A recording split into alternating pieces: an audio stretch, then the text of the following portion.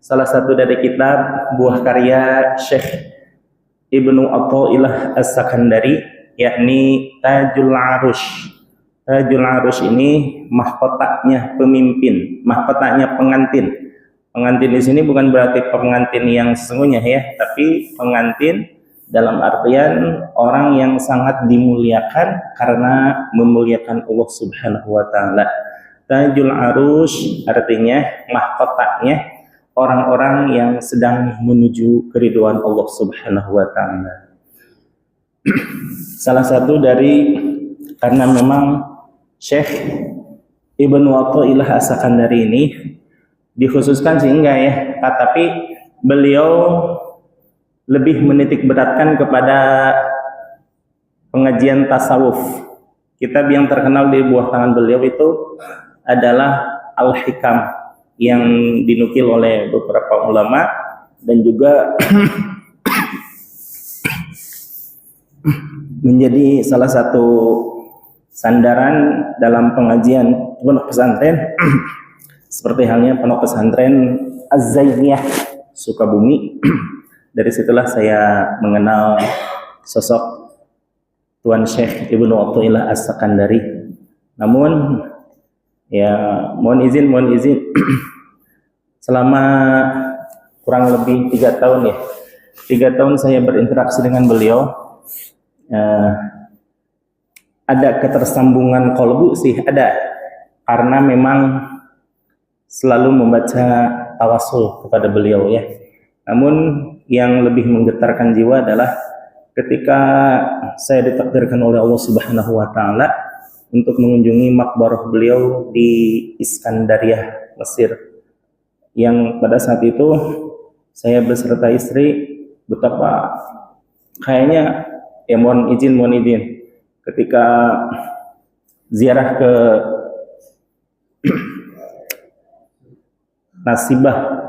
Nusaibah kepada Luqmanul Hakim, kepada Nabi Daniel, kepada Robi'ah Al-Adawiyah dan lain-lain para ulama, karena di situ kompleknya satu komplek itu ulama semuanya, baik kalangan perempuan maupun ulama laki-laki. Cuma ada beberapa ulama yang berbeda tempat gitu ya. Nah, ketika berkesempatan untuk menziarahi makam beliau, seolah-olah saya matur kepada beliau, mohon izin dan keridhoannya untuk senantiasa membaca buah karya beliau. Saat itu sih Al-Hikam yang tergambar di pikiran saya ya. Ternyata dalam perasaan saya, kata beliau, silahkan saja pelajari atau kaji juga kitab-kitab saya yang lainnya. Ternyata pas pulang ke Indonesia, saya lupa bahwa ternyata sudah beli kitab ini gitu. Akhirnya saya tawasul lagi, mohon izin keridhaan beliau. Ya singkat cerita, seolah-olah diizinkan lah gitu ya.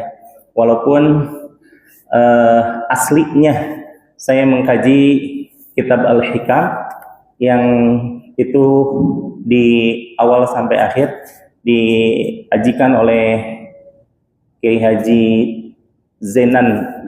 Zezen Bazul Ashab. Namun kalau ini mah seolah-olah berkah dari beliau lah gitu ya. Maka saya mohon izin kepada jemaah semuanya, ketika pertama mengganti kitab Minahus Saniyah menjadi Tajul Arush ya.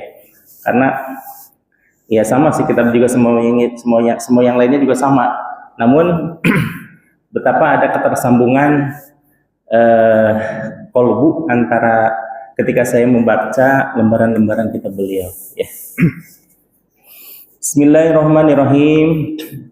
Di sini Tuan Syekh Ibnu Athaillah As-Sakandari menukil dari kalamnya Syekh Makinuddin Al-Asmar.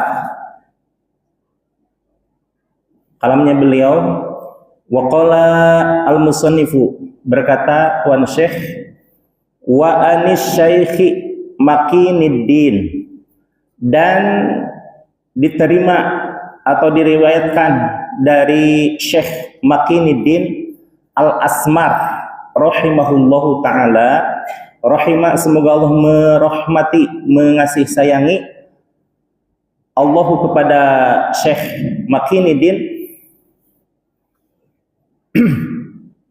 ta'ala yang maha luhur Allah subhanahu wa ta'ala. Wa kana, dan ada itu Syekh Makiniddin ini minas sab'atil abdali, satu dari 7 diantaranya wali abdal. Wali itu ada bermacam-macam, salah satunya wali abdal, wali nujaba, wali nuqoba, wali budala. Iya, buat budala itu wali abdal gitu ya. Wali aktob, wali kutub, wali aktob.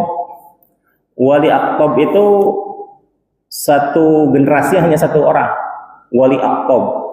Tapi akan senantiasa ada wali aktob ini. Wali aktob ini itu berperan seperti halnya Sultanul Aulia. Ya, banyak versi yang menyatakan setiap generasi ini gitu ya. Nah, beruntunglah, berbahagialah bagi siapapun yang pernah ada ketersambungan kolbu ya dengan amaliyah yang pernah dititipkan kepada beliau. Misalkan Syekh Hasan As-Sazili, kemudian Syekh Ibrahim Ad-Dasuqi, kemudian Syekh Ahmad Ar-Rifai, kemudian Syekh Abdul Qadir Al-Jilani, kemudian Syekh Muhammad Bahauddin An-Naqsyabandi, dan segalanya dan lain-lain. Jadi kalau seandainya ada seseorang yang pernah berguru kepada beliau-beliau melalui muridnya,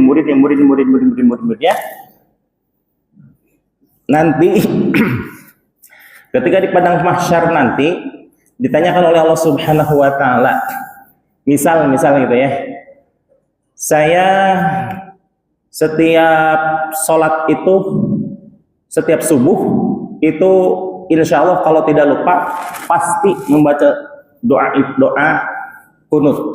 Kemudian ditanya oleh Allah, Mang Ahmad, Ahmad, kata Allah ya, Ahmad, Muhammad, Qodar, kenapa ente baca doa kunut?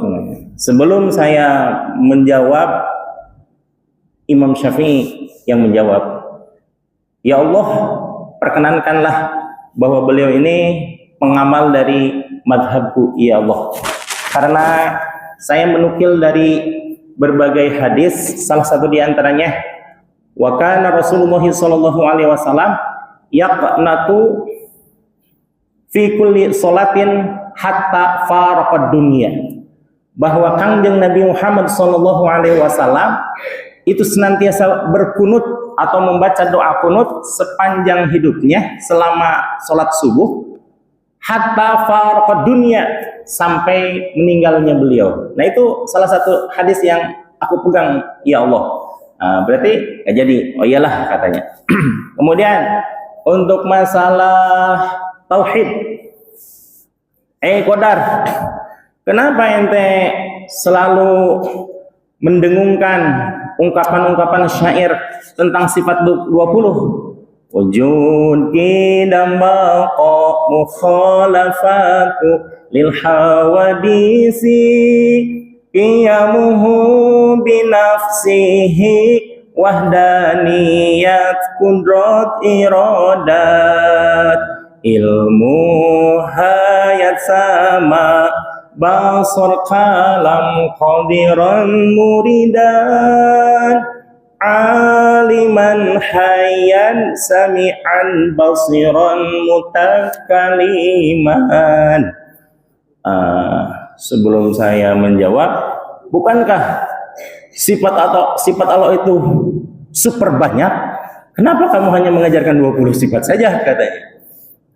Sebelum saya menjawab dengan berbagai alasannya, datang Imam Hasan Al-Asy'ari Ya Allah, perkenankanlah bahwa orang ini mengikuti frame dari tauhidku yang memang aku ajarkan sifat 20. Namun dari 20 itu cabang ternyata banyak juga sifat Allah gitu ya. Kata Allah mungkin ya sudahlah kalau memang ada yang menjadi panutannya. Kemudian ketika dalam masalah tasawuf, Qadar, kenapa ente setiap mengucapkan ismu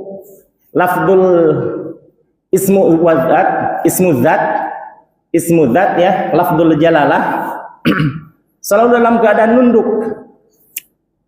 Bukankah yang lain bersuara katanya? Kemudian ketika zikir jahar, kenapa ente udah gede kepala?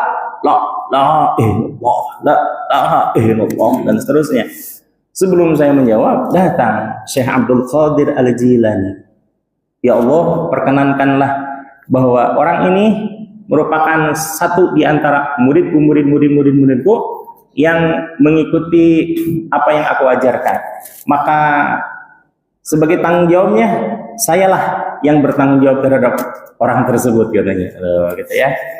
Almar'u ma'a man ahabba. Seseorang itu bersama orang yang dicintainya. Kita memang harus punya orang yang sangat dicintai selain Kangjeng Nabi Muhammad sallallahu alaihi wasallam. Ibarat kata Kangjeng Nabi mah sudah tidak perlu dibicarakan lagi ya. Cuma masalahnya ini. Ketika kita hanya mencintai Kangjeng Nabi, Kangjeng Nabi itu rahmatan lil alamin. Kasih sayangnya meliputi seluruh alam. Dan beliau itu tidak pilih kasih, tidak pandang bulu, siapapun dikasihi. Bahkan orang Yahudi, nenek-nenek yang selalu menghina sekalipun, 2 tahun beliau nyuapin, apa balasannya? Dihina. Kalau kita mau boro-boro Bapak ya, dihina sekali, angus lah, ya tuh makan keserangannya. Kangjeng Nabi tidak. Dan Kangjeng Nabi tidak terburu-buru untuk mengislamkan orang Yahudi tersebut. Kenapa? Setelah Kangjeng Nabi wafat, lalu satu orang yang mengetahui rahasia tersebut, yaitu Kangjeng Nabi setiap pagi dan sore selalu datang ke pojokan pasar Ukaz. Di situ ada rumah nenek-nenek yang selalu disuapin. Kemudian Sayyidina Abu Bakar mencoba untuk menggantikan posisi Kangjeng Nabi. Baru juga suapan. Kenapa ini beda katanya? Beda apanya? Orang yang nyuapin saya mah setiap akan nyuapin selalu dengan kata-kata lembut, selalu diiringi dengan doa, segala macam. Ini mah kamu pasti beda katanya. Katanya. Kemudian nggak apa-apa nenek, saya yang akan menggantikan orang tersebut katanya. Enggak, saya mah tidak mau digantikan oleh orang lain, hanya dia yang boleh nyuapin saya. Kenapa gitu nenek? Dia mah orang baik, dia mah orang soleh. Kalau katanya di Islam ada yang mengaku nabinya Allah, tuh orangnya yang pantas untuk menjadi nabinya Allah. Disitulah Nabi Kangjeng Sayyidina Abu Bakar membuka rahasianya. Ketahuilah nenek, orang yang nenek anggap pantas untuk menjadi nabinya orang Islam, itulah dia Kangjeng Nabi Muhammad sallallahu alaihi wasallam yang selalu nyuapin nenek, yang selalu hina-hina oleh nenek katanya. Wow, disitulah baru masuk Islam untuk orang Yahudi. Betapa sabarnya Kangjeng Nabi mendapati orang yang menjelekkan dia sekalipun, menjelekkan beliau, asal jangan agama yang dijelek-jelekan, Kangjeng Nabi tetap memberikan kasih sayang secara tulus. Masya Allah. Nah, kembali ke permasalahan kita. Seandainya kita hanya mencintai Kangjeng Nabi, lalu katakanlah semua orang mencintai, sudah pastilah itu mah, sudah pasti mencintai Kangjeng Nabi. Tapi jarak antara kita dengan Kangjeng Nabi berapa lama? 1447 tahun yang lalu lah. Kemudian berapa orang yang mencintai Kangjeng Nabi? Katakan 7 miliar ya, 7 miliar. Saya berada di pojokan di urutan paling pojok untuk mendapatkan syafaat Kangjeng Nabi. Kira-kira itu lama atau lama banget? Lama banget itu ya. Nah, cara yang paling efektif adalah carilah ulama yang sekiranya bisa untuk menjadi penolong kita. Siapa itu? Ulama, para penghafal Quran, orang tua, dan orang-orang soleh yang lainnya. Terutama ya saya alhamdulillah tasyakur binikmah, bukan untuk apa-apa. Saya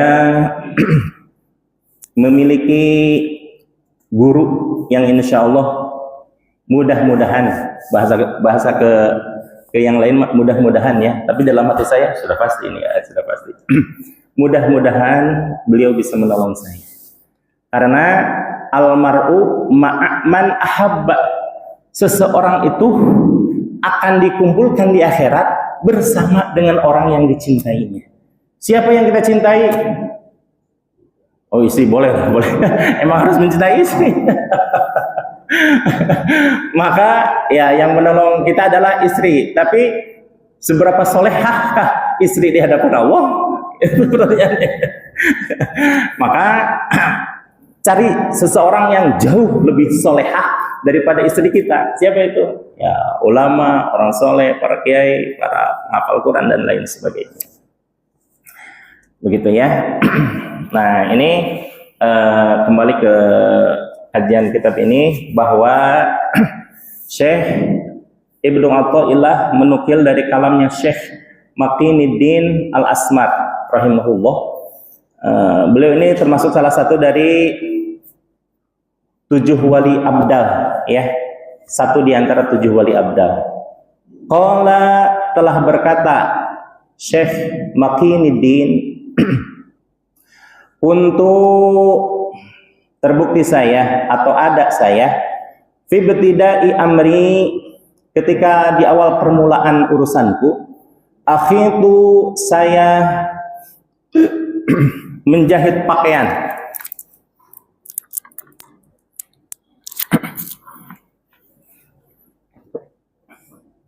Akhitu, saya menjahit pakaian. Wa at-tafawwatu, dan saya mendapatkan hasil sehingga saya bisa makan dari hasil menjahit tersebut. Min dzalika, dari perniagaan, usaha tersebut ya, bukan perniagaan. Perniagaan itu maksudnya dalam perdagangan gitu ya. Nah ini perhatikan, dalam kalamnya Syekh Makinuddin menyatakan bahwa ketika awal-awal saya dalam permulaan ini, maksudnya saya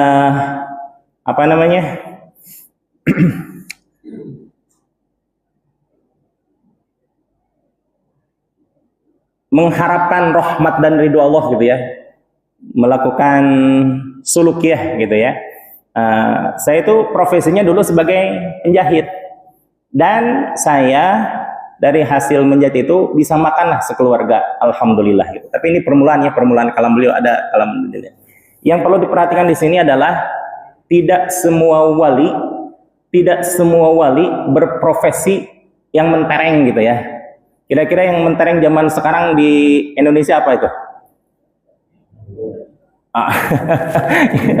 Itulah ya, itu salah satunya. Bukan profesi, ini profesi ASN lah gitu ya, ASN lah gitu ya.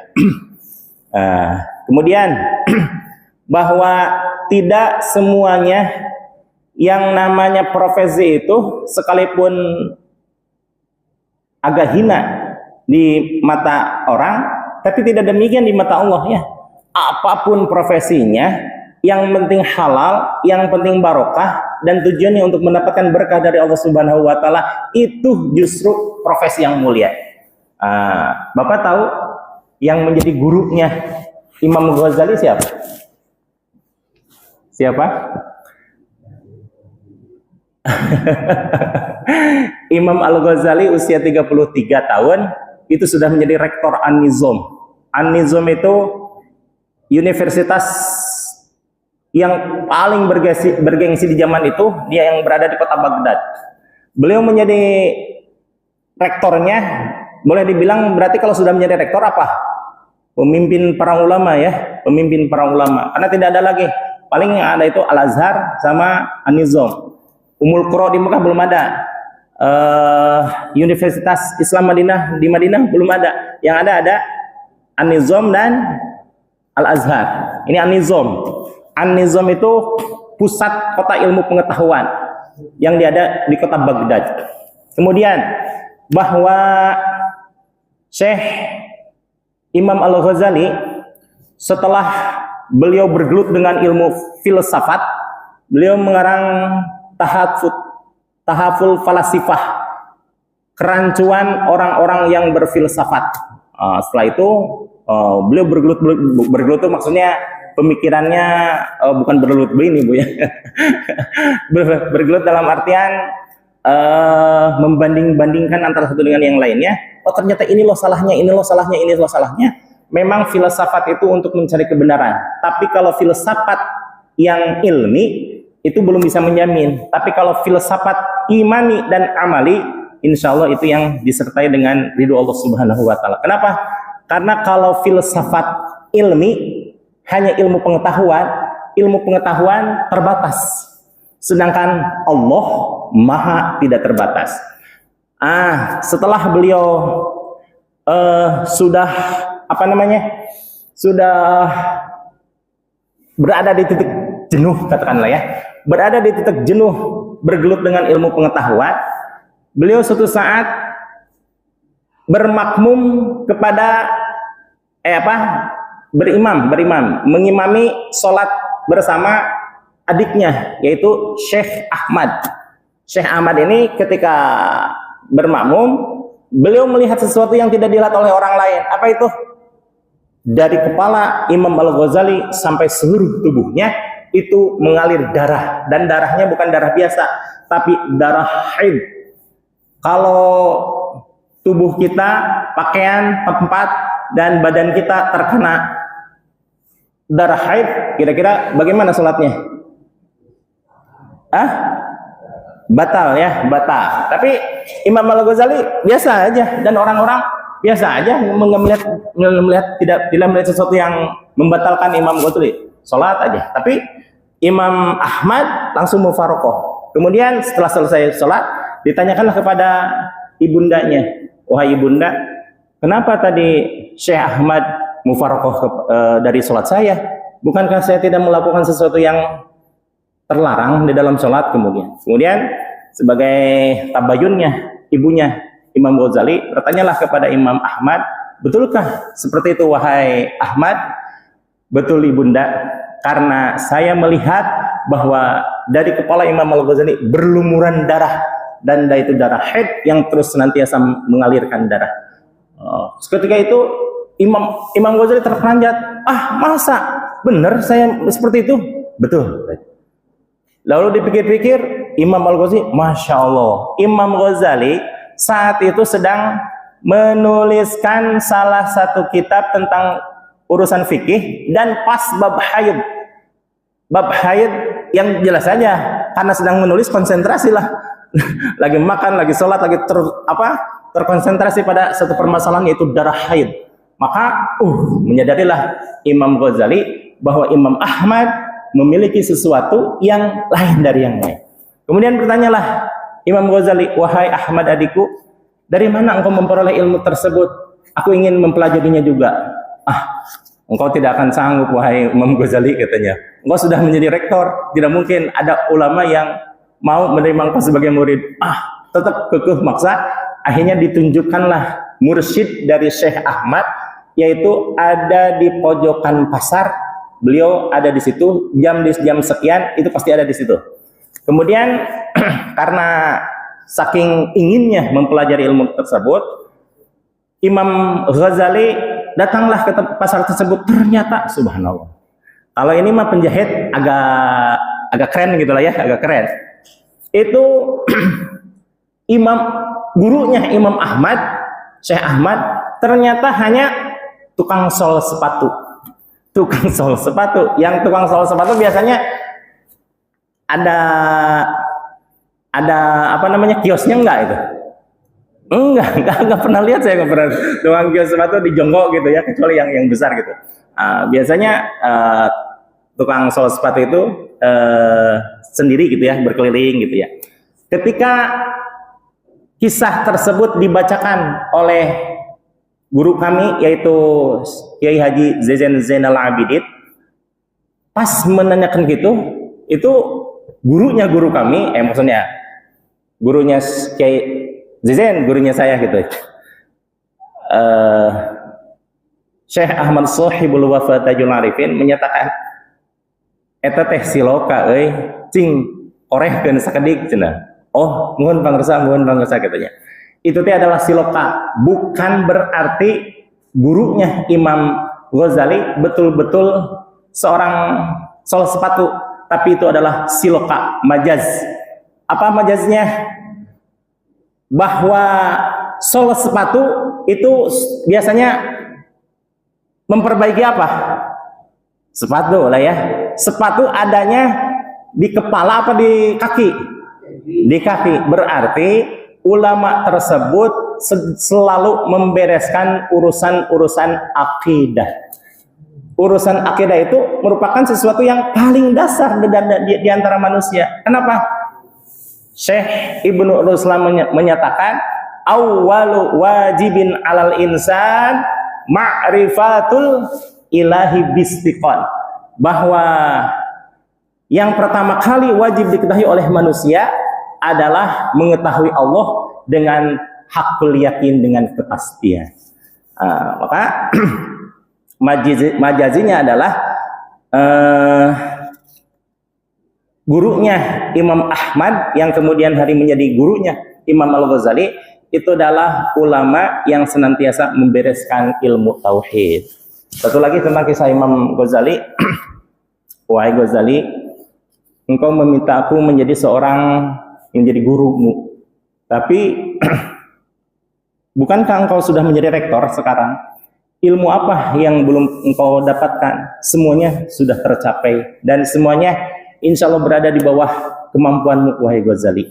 Kata Imam Ghazali, tidak, saya ingin memperbaiki kolbu saya. Saya sudah lelah dengan keilmuan, saya ingin belajar mendekatkan diri kepada Allah Subhanahu wa Ta'ala. Tapi ada syaratnya, wahai Ghazali. Apa itu syaratnya? Di pojokan sana ada WC umum. Kalau WC umum kira-kira rapi atau jorok?